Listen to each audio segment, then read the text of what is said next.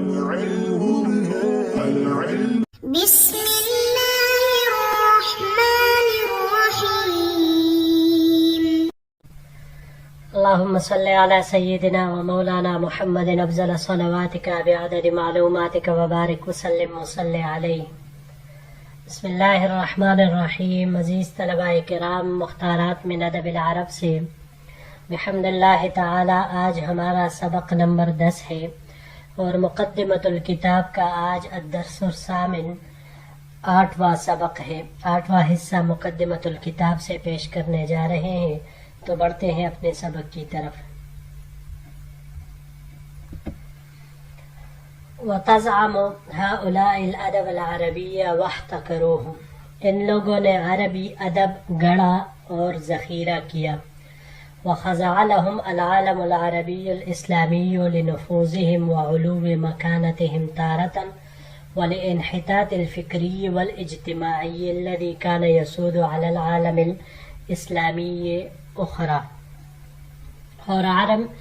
اور عالم عربی اسلامی یا تو ان کی بالادستی اور بلند مرتبت کی وجہ سے یا پھر اس فکری اور اجتماعی پستی کی وجہ سے جو دوسرے عالم اسلامی کی قیادت کر رہی تھی، ان کا ماتحت ہو گیا.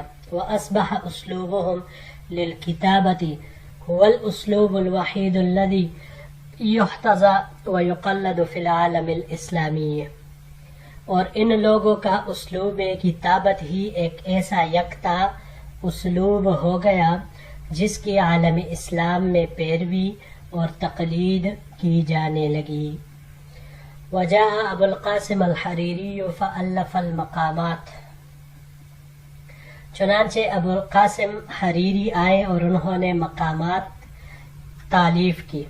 وهو اسلوب الكتابة المسجعة المختمر وقد تهيأت لقبولها فعكف عليها العالم الإسلامي دراسة وشرحا وتقليدا وحفظا. وہ انشاء کا مسجع اور مخمور اسلوب تھا، لوگ اس کو قبول کرنے کے لیے آمادہ ہو گئے، چنانچہ عالم اسلام اس کے پڑھانے، شرح کرنے، اتباع کرنے اور یاد کرنے میں منہمک ہو گیا. وتغلغلت في مدارس الفكر والأدب وبقيت مسيطرة على العقول والأقلام أطول مدة تمتع بها كتاب أدبي. اور یہ کتاب فکر و ادب کے مدارس میں زبردستی داخل ہو گئی، اتنی مدت دراز تک جتنی مدت تک کوئی ادبی کتاب فائدہ حاصل کر سکتی ہے، یہ کتاب قلم اور عقلوں میں باقی رہی. وما ذاك لفضل الكتاب بل لأنه قد وافق هوى النفوس وصادف عصر الجمود والعقم الأدبي في العالم الإسلامي. یہ سب کچھ کتاب کی فضیلت کی وجہ سے نہیں تھا، بلکہ اس وجہ سے تاکہ ان کی نفسانی خواہشات کے موافق تھی یہ کتاب، اور کتاب نے زمانے کا خشک ہونا یعنی اہل ادب سے خالی ہونا اور عالم اسلام میں ادبی بانجھ پن پایا تھا. اس وجہ سے اس کتاب کو اتنی شہرت ملی اور ہاتھوں ہاتھ لیا گیا. جی یہاں پر یہ چند الفاظ ہے. پہلا یحتضی حظوہ سے ہے، یہ باب نصرہ سے حظواً حذاءً، نمونہ پر کاٹنا اسے کہا جاتا ہے، معنی اس کا یہی آتا ہے. اس کے علاوہ یہ باب افتعال سے استعمال ہوا ہے، یہاں پر احتذاءً پیروی کرنے کے معنی میں یہ آتا ہے. اور باب مفاعلہ سے محاذاتً، یہ مقابل میں ہونا اس معنی کے آتا ہے. اگلا لفظ ہے جی المختمر، خمرہ سے ہے. باب نصرہ اور ضربہ سے خمرن، یہ چھپانے کو کہا جاتا ہے. شراب کو بھی خمر اسی لیے کہا جاتا ہے کہ وہ عقل پر پردہ ڈال دیتی ہے، چھپا لیتی ہے. باب سمعہ سے خمرن، یہ بھی پوشیدہ ہونے کے معنی میں آتا ہے. یہاں پر یہ باب افتعال سے استعمال ہوا ہے، اختمارا شراب بن جانے کے معنی میں یہ آتا ہے۔ اس کو اگر ہم باب افعال پر لے جائیں اخمارن تو وہ بھی چھپنے چھپانے کے معنی میں آتا ہے، اور باب تفعیل سے تخمیرن یہ ڈانپ لینے کو کہا جاتا ہے۔ اور اس کے علاوہ باب مفاعلہ پر لے جائے مخامرتن تو پھر مخامرتن کہتے ہیں بیع میں دھوکہ دینا۔ اگلا لفظ ہے تہیأت، ہیأ، یہ باب ضربا، سمعا اور کرما تینوں سے ہیئتن مصدر اس کا آتا ہے خوش شکل ہونے کے معنی میں۔ اگر اس کو باب تفعیل پر ہم لے جائیں تو تہیئن، تہیئن یا تہیئتن درست کرنے کے معنی میں اس کا آئے گا مصدر، اور باب تفاعل سے تہیئن یہ تیار ہونے کے معنی میں یہ آتا ہے۔ باب مفاعلہ سے محایاتن یہ موافقت کرنے کے معنی میں آتا ہے۔ اگلا لفظ ہے جی وہ تغلغلت، غلغل یغلغل تغلغلا، باب تفاعل سے سختی سے داخل ہونے کے معنی میں آتا ہے، اور فعلل سے غلغلن یہ اسی معنی سختی سے داخل ہونے کے معنی میں آتا ہے۔ وصادف، صادف صدف سے ہے، باب ضربت سے صدفن صدوفن پھر جانے کے معنی میں یہ آتا ہے، اور اس کے علاوہ باب سمعہ سے صدفن، صدفن یہ گھوڑے کی رانوں کا قریب ہونا اور کروں کا دور ہونا، اس معنی میں ہے، یعنی کر وہ دور ہو، اس میں فاصلہ ہو، جبکہ ران ایک دوسرے کے قریب ہو، اس کو کہا جاتا ہے۔ اس کو اگر ہم باب افعال سے لے لیں اصدافن تو پھر جب اس کے صلہ میں عن آ جائے تو یہ پیر دینے، اعراض کر دینے، ہٹانے کے معنی میں آتا ہے، اور مصافدتن یہ مصادفتن باب مفاعلہ سے یہ پانے کے معنی میں آتا ہے۔ یہاں پر باب نصرہ اور ضربہ سے استعمال ہوا ہے۔ بڑھتے ہیں جی اگلے سلائیڈ کی طرف۔ ثم جاء القاضی الفاظ المجدد اسلوب الحریری وبالاصح مقلدہ، پھر اس کے بعد قاضی الفاظل آئے جو کہ علامہ حریری کے اسلوب کی تجدید کرنے والے، بلکہ صحیح بات یہ ہے کہ ان کے مقلد تھے۔ وهو وزیر اعظم دولت اسلامیت فی عصرها، اور وہ اپنے زمانے کے دولت اسلامیہ کے وزیر اعظم تھے۔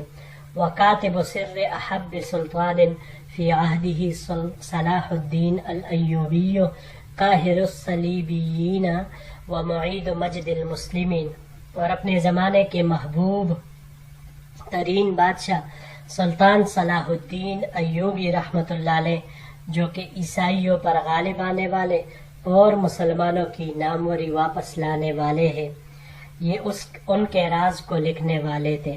فانتشر اسلوبہ فی العالم الاسلامی وحرص على تقلیدہ الکتاب والمنشئون فی انحاء المملکۃ الاسلامیۃ، چنانچہ ان کا طرز تحریر عالم اسلام میں شہرت پا گیا، اور مملکت اسلامیہ کے اطراف سے محررین اور انشا پرداز ان کی پیروی میں حرص کرنے لگے۔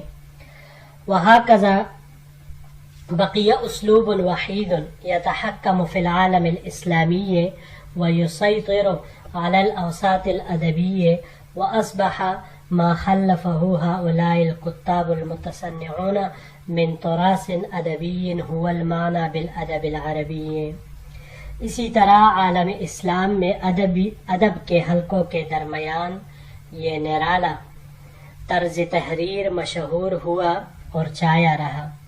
ان تصنع کرنے والے محررین نے جو ادب عربی کی میراث پیچھے چھوڑ دی، وہی ادب عربی کا معنی بن گئی. وجاء المؤرخون للادب فاعتبروهم ائمة البلاغة وامراء البيان واصحاب الاساليب وقدموا ما كتبوه وعرضوه للدراسين والباحثين وقلد بعضهم بعضا وتناقلوه.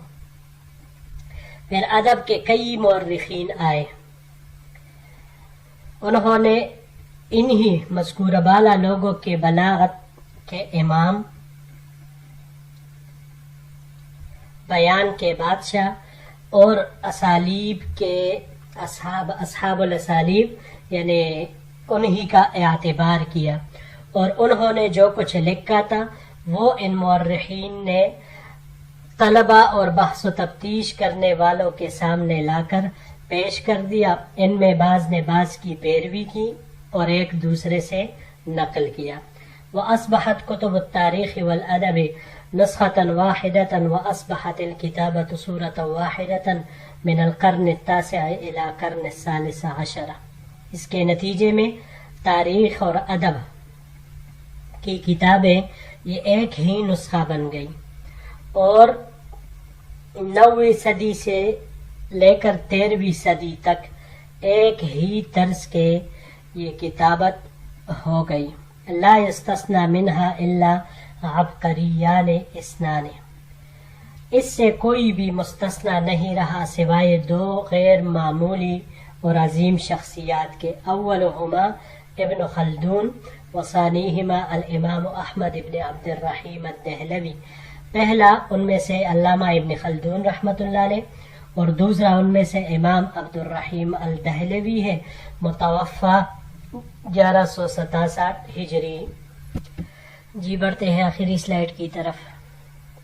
یہاں پر یہ ایک ہی لفظ ہے یسیطر، سیطر یسیطر سیطرتن، فعل باب سے ہے. یہ نگہبان ہونے، داروغہ ہونے کے معنی میں یہ آتا ہے. جی آخری سلائیڈ کی طرف بڑھتے ہیں. وتناسى هؤلاء ما كتب غيرهم وانصرف الناس حتى الباحثين منهم عن ذخائر الأدب العربي السمينة. ان مورخین نے وہ سب کچھ اپنے آپ سے اوجھل کر دیا، بلا دیا جو ان کے علاوہ دوسرے لوگوں نے لکھا تھا، اور تمام لوگوں سے، حتیٰ کہ عربی کے قیمتی ذخائر سے بحث و تفتیش کرنے والوں سے بھی انہوں نے انحراف کیا. ولم يفكر أحد في أن يبحث التاريخ والسير والتراجم وفي مؤلفات العلماء عن قطع أدبية رائعة تفوق في قوتها وحيويتها وسلاستها وسلامتها وفي بلاغتها وجمال لغتها. ان میں سے کسی نے بھی نہیں سوچا کہ وہ تاریخ، سیر، حالات اور علماء کے ان ادبی خوشنما شہپاروں کی تالیفات میں بحث کرے جو اپنے قوت، ہیبت، روانی، سلامتی، بلاغت اور لغت کے جمال میں ان ادبی دفاتر اور مجموعوں پر على دواوین ادبیت و مجامع رسائل اکب علیہ الناس وافتتنوا بها.